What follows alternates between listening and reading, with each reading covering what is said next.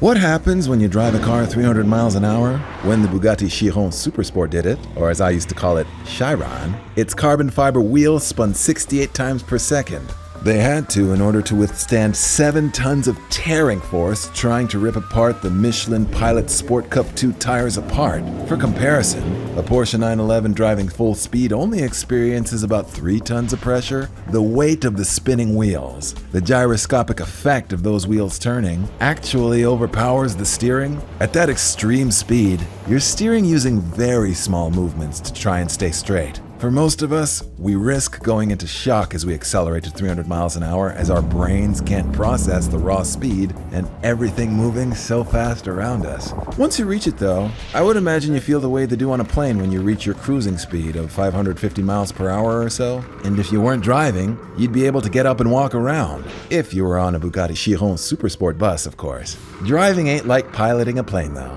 Sure, when you're flying, you gotta worry about bird strikes and air pressure and smashing into other aircrafts. But on the ground, you gotta worry about terrain, running out of road, lampposts, pedestrians, different levels, different devils, I guess. According to Bugatti tester and race car driver Andy Wallace, you mostly feel the speed in your core. Acceleration is really felt in the torso. It moves around some of your internal organs and scrambles them. It pushes them back and compresses them inside the body. Obviously, the acceleration subsides as you get close to Vmax, or maximal velocity. Even the strongest tire means nothing without the power to spin them. For an idea of just how much power is needed, look no further than one of Bugatti's biggest competitors in the race to 300 miles per hour, Hennessey. The Venom F5, the fastest car in Forza Horizon 5 by the way, houses a 6.6-liter V8 that makes an astounding 1,817 horsepower. It was supposed to reach 300 miles an hour, but so far has only reached 271.6 miles per hour. Koenigsegg's Jesko hypercar, the Absolute, is estimated to reach about as much as 330 miles an hour,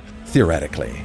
Koenigsegg hasn't yet found the space or the right driver to find out. In the end, the biggest obstacle to 300 miles an hour is air. The drag or air resistance that a car encounters as it approaches this speed can be compared to what you encounter when swimming. Top speed testing has advanced in major ways in just a decade though. A aerodynamic simulation that took a week to run 10 years ago can now be done in 3 or 4 hours, allowing new solutions to be tested immediately. Just look at Honda's $124 million wind tunnel in Ohio. Bugatti's Chiron Super Sport was the first production car to break the 300 mile per hour barrier, but won't be the last. How fast is 300 miles an hour? Let's have some fun. Sailfish top out at 68 miles an hour, Cheetah's at 70, the Peregrine Falcon 185, the Spirit of Australia 317, Brittany Force went 338.94 miles per hour in an NHRA drag race, Lockheed's SR-71 Blackbird can go 2,200 miles an hour, the Flash can run somewhere between 2,532 miles an hour and 8.3 million miles an hour, depending on who you ask. The fictional Dark Star goes 7,672.69 miles an hour, maybe a little more. The very real New Horizons hit 36,000 miles an hour, and the Millennium Falcon 186,000 miles per second, or 6.706 e to the power of 8 miles an hour. That's the speed of light.